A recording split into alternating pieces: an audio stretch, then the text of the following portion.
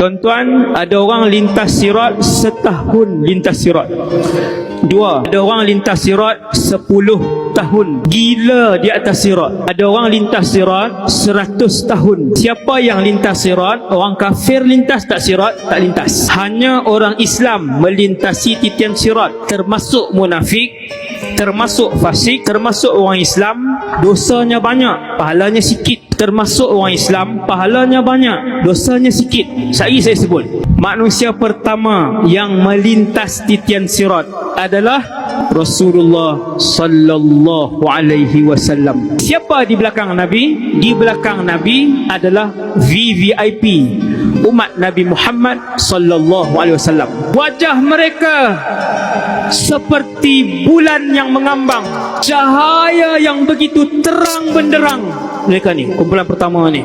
Sebab apa cahaya terang benderang? Sebab alam titi sirat itu adalah gelap gelita, sehingga apabila ada orang yang cahayanya hanya di hujung ibu jari kakinya, Nabi sebut ibham, ketika cahaya itu malap, dia berhenti atas titi sirat, sebab dia tak tahu nak ke mana. Kalau salah jalan, jatuh ke bawah, masuk ke dalam neraka Jahannam.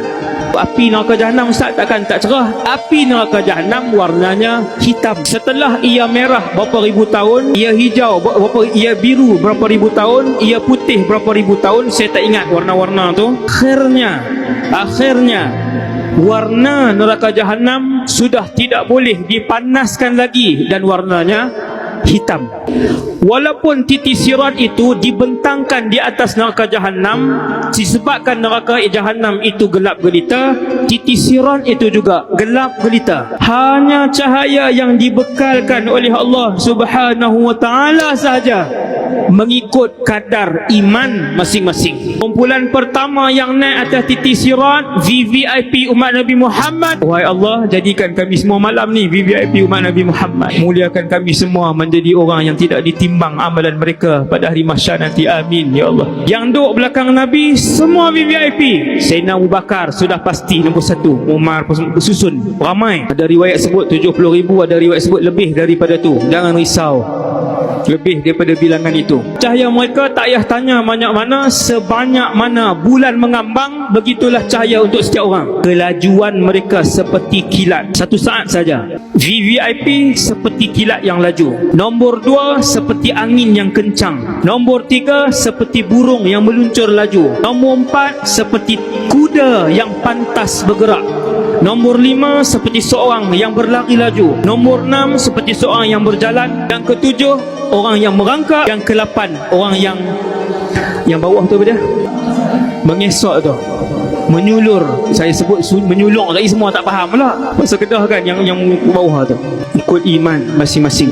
Ada orang hanya mukanya bercahaya, ada orang hanya tangannya bercahaya. Ada orang munafik ada cahaya yang malam, dia naik di atas titisan sirat, padam terus cahaya itu, padam.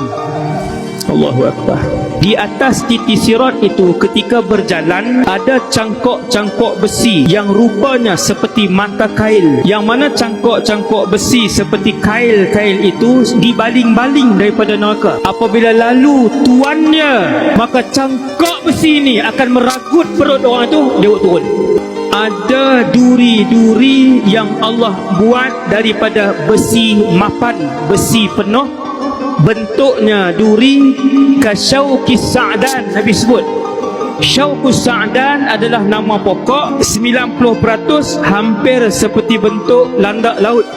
Landak laut kan keliling tu duri, keseluruhannya adalah duri-duri yang terpacak. Duri itulah yang ada di atas titian sirat, penuh. Di kiri dan kanan sirat ada 2 makhluk yang Allah letak di situ. Makhluk yang pertama namanya silaturrahim. Makhluk yang kedua namanya amanah. Siapa-siapa yang dulu Allah bagi jawatan tetapi tidak amanah, takkan lepas titian sirat. Yang pegang amanah, yang pegang tanggungjawab, hati-hati, benda itu disoal oleh Allah. Kamu Perdana Menteri, kamu timbalan Perdana Menteri, kamu Sultan, kamu Menteri Besar, tiap-tiap inci pemerintahan kamu akan disoal oleh Allah Jalla Jalaluh. Dia bukan seronok terima gaji macam tu, bukan. Jawatan itu adalah satu penyesalan besar, wahai Abu Dhar. Dia bukan benda seronok nak pegang. Benda yang menitiskan air mata Umar bin Al-Khattab. Ketika disoal, Umar kata, aku takut nak jawab. Macam mana Allah tanya sepanjang pemerintahan aku? Seekor kuda yang jatuh di atas jalan yang tidak elok pada zaman pemerintahan aku. Binatang binatang. Kalau buat nanya ke orang, kamu memerintah, kamu buat nanya ke orang. Berapa ramai yang menghantar ibu dan ayah, tak bela mak ayah, tak jaga mak dengan ayah, tak peduli mak dengan ayah. Berapa ramai yang putus silaturahim, hubungan dengan ibu, dengan abang, dengan kakak, dengan adik, disebabkan harta. Hati-hati, takkan selamat di atas titian sirat, mesti jatuh.